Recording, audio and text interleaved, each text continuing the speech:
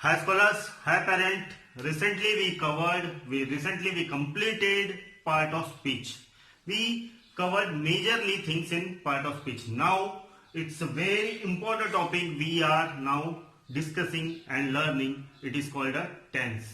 Tense बहुत ही important topic होता है कोई भी लैंग्वेज का, ना ही सिर्फ इंग्लिश का, कोई भी जितने भी लैंग्वेज होते हैं तो उसमें काल यानी टेंस बहुत ही इंपॉर्टेंट टॉपिक होता है। तो हम उसे थोड़ा सा बारी बारी से देखेंगे कि क्या होता है। तो आज हमने सिर्फ टेंस का इंट्रो लिया है, इसे डिटेलिंग हमें 4-5 हमारे सेशन लगेंगे जिसमें कि हम टेंस कवर करेंगे। तो इसलिए आज मैंने सिर्फ टेंस का इंट्रो शुरू किया हूं। तो इसे ध्यानपूर्वक पहले ही एपिसोड से आप लोग पूरा देखिए ताकि आप लोगों को आसानी जाए समझने के लिए। तो हम लोग शुरुआत करते हैं टेंस। टेंस यानी क्या होता है? काल। हिंदी में उसे कहा जाता है काल, मराठी में कहते हैं उसे काल। This is probably the most important aspect of the grammar of any language, यानी कि कोई भी लैंग्वेज का टेंस जो होता है वो सबसे इंपॉर्टेंट थिंग होता है उसके व्याकरण का। The tense refers to the form of the verb in a sentence to indicate the connection to time of the action or state being described by the verb। यानी कि हम लोग काल इसलिए यूज करते हैं कि वो जो एक कार्य है जो हम कार्य कर रहे हैं तो वो कार्य की स्थिति बताता है समय अनुसार, या तो समय अनुसार वो कार्य हो चुका है, नहीं हुआ है या होने वाला है। तो ये दर्शाने के लिए हमें टेंस यूज करना होता है। जैसे कि अगर मैं अभी पढ़ा रहा हूं, यानी कि ये समय, जो समय में आप वीडियो देख रहे होंगे वो समय नहीं, जो समय में मैं अभी पढ़ा रहा हूं यानी लाइव, तो ये समय में मैं क्या कर रहा हूं, तो ये स्थिति दिखाने के लिए हम काल का इस्तेमाल करते हैं। तो एक छोटा सा एग्जांपल लेते हैं। कल रात में मैंने खाना खाया था। कल रात में, अब समय देखो क्या है? रात। क्या कार्य किया मैंने? खाना। और वो खाने का क्या हुआ? हो चुका है मेरा खाना। यानी कि स्थिति और समय, समय क्या था? रात। कार्य क्या था? खाना। और खाना के ऊपर हमने क्या किया? खाना हो चुका था, यानी मैंने कल खाना खाया था, यानी कि वो कार्य संपन्न हो गया था रात को।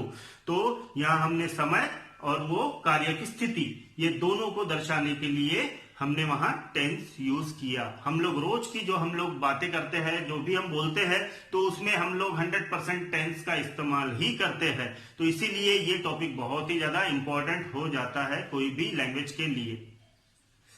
To get the proper tense from the form of the verb is modified to indicate the to aspect. अब उसी अनुसार हम लोग जब वर्ब यानी कार्य को दर्शाने के लिए जब हम लोग कार्य दर्शाते हैं तो उसमें दो चीजें आ जाती है। वो दो चीजें कौन सी है?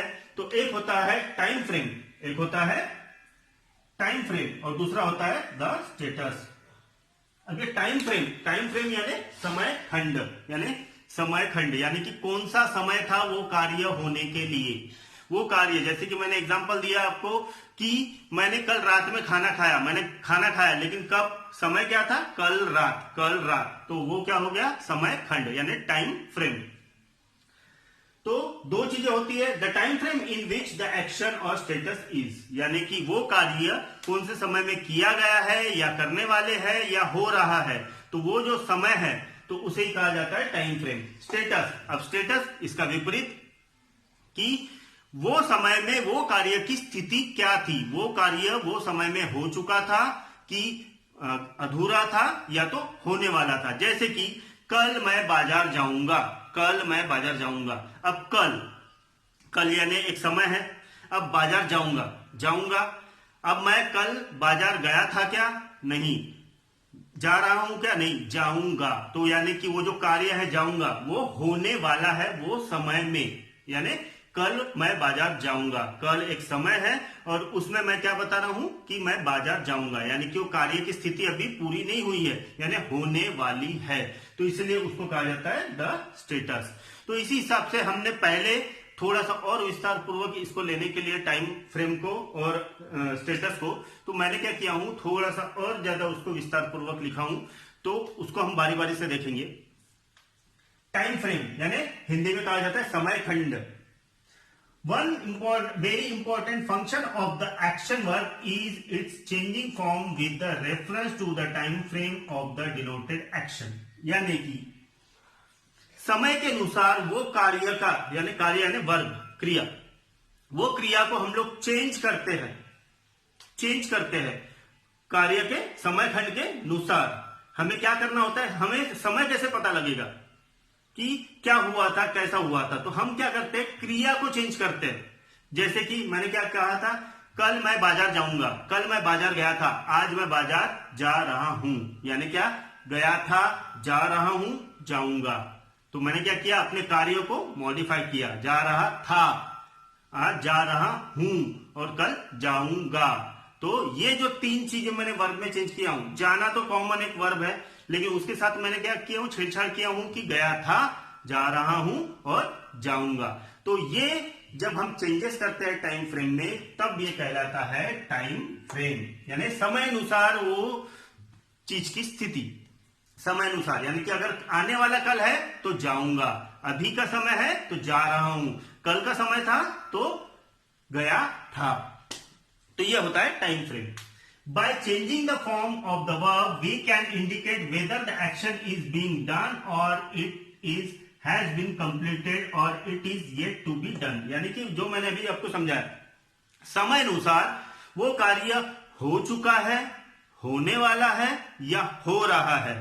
अगर ये चीज अगर आप लोगों को पता करनी है तो उसके लिए आपको समय की जरूरत पड़ती है कि समय क्या है। अगर कल आने वाले कल का समय है तो जाऊंगा, मैंने जैसा बताया आपको, अभी का समय है तो जा रहा हूं, अगर गया हुआ कल है तो उसमें क्या, मैं गया था। तो यानी कि समय के हिसाब से हमारे वर्ब चेंज हो रहे हैं, यानी कि वर्ब वही है, उसके साथ हम लोग छेड़छाड़ करके उसे हम लोग काल का रूप दे रहे हैं, यानी कि टेंसेस का रूप दे रहे हैं कि जाऊंगा, जा रहा हूं, गया था। ठीक है, तो इसे कहा जाता है टाइम फ्रेम। अब उसी के हिसाब से मैंने कुछ एग्जांपल दिया हूं, तो उसे हम लोग देखते बारी बारी से।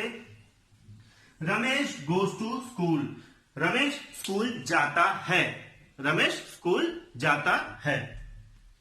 अब यहां ये कार्य डेली रूटीन वाला हो गया। क्या हो गया, ये डेली रूटीन वाला। रमेश स्कूल जाता है, किसी ने मुझसे पूछा, अरे रमेश स्कूल जाता है, हाँ रमेश स्कूल जाता है, तो उसमें डेली रूटीन हो गया कि रोज का समय है और रोज वो स्कूल जाता है। Naresh is going to school, Naresh is going to, यानी रमेश स्कूल जा रहा है, समय क्या बता रहा है, यानी अभी। अगर मैंने आज भी पूछा, अरे नरेश कहाँ है, तो नरेश अभी स्कूल जा रहा है, यानी मैंने वर्तमान स्थिति उसकी पूछा हूं, यानी टाइम क्या था, लाइव एक्शन था, इसलिए रमेश स्कूल जा रहा है। महेश वेंट टू स्कूल, अब यहां वेंट, तो रमेश स्कूल जाता था। अब मैंने पूछा कि महेश क्या करता है, रमेश पहले स्कूल जाता था, यानी कि मैंने क्या किया, पुरानी बात पूछा, यानी बीते हुए कल की बात पूछा कि रमेश आजकल क्या कर रहा है, तो वो बोलते कि रमेश पहले स्कूल जाता था, अब नहीं जाता, यानी कि उसने वो समय क्या बताया, बीता हुआ कल। Suresh will go to school, अब सुरेश, एक छोटा सा बच्चा है सुरेश नाम का, मैंने पूछा अरे क्या करता है ये बच्चा, कोई स्कूल वगैरह जाता है, हाँ ये स्कूल जाएगा, अभी तो छोटा है लेकिन स्कूल जाएगा। तो उन्होंने टाइम फ्रेम क्या बताया, आने वाला कल। तो देखो चार चीजें कैसी चेंज हो रही है। ये हो गया डेली रूटीन, डेली वाली चीज, ये हो गया लाइव एक्शन की अभी वाला जिसको हम बोलेंगे प्रेजेंट, ये हो गया हमारा पास्ट यानी बीता हुआ कल, तो ये हो गया हमारा पास्ट, ये हो गया हमारा आने वाला कल यानी फ्यूचर। ठीक है, ये हो गया हमारा फ्यूचर। तो ऐसे चीजें चेंज होती है समय अनुसार, समय के हिसाब से। समय बहुत इंपॉर्टेंट चीज होता है टेंसेस में, समय और वो कार्य की स्थिति। देखो कार्य की स्थिति किस तरीके से चेंज हुई है, is going, goes, went, will go हुई है। देखो गो एक रूट वर्ब है यानी कि जाना। अब जाने के साथ साथ बहुत सारी चीजें छेड़छाड़ हुई है, goes, is going, went, will go, है ना। तो इस हिसाब से हम लोग टाइमलाइन के हिसाब से वो चीजों को चेंज करते हैं। वो चीज यानी वर्ब को हम लोग चेंज करते हैं, तभी वो टेंस कहलाता है। इसलिए ग्रामर का सबसे इंपॉर्टेंट टॉपिक यही होता है। अगर आपको टेंस प्रॉपर आता है तो आपको इंग्लिश बहुत अच्छे से आएगी, लिखने वाली और पढ़ने वाली। This change in the form of the verb is reference to the time frame of the action or status being described is known as the tense।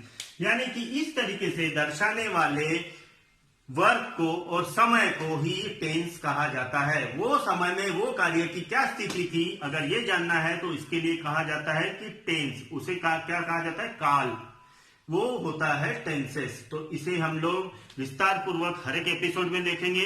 आज हमने क्या देखा, टेंस का इंट्रोडक्शन, और उसका और एक पार्ट देखा टाइम फ्रेम। कल हम लोग देखेंगे द स्टेटस, कि स्टेटस यानी क्या होता है। फिर हम लोग उसके पार्ट्स यानी काइंड ऑफ टेंसेस यानी पार्ट ऑफ टेंसेस लेंगे बारी बारी से, ताकि आप लोगों को आसानी से समझ में आए। ठीक है, तब तक के लिए stay safe, stay at home, protect your family from covid, boycott Chinese product totally, wear masks everywhere। जय हिंद।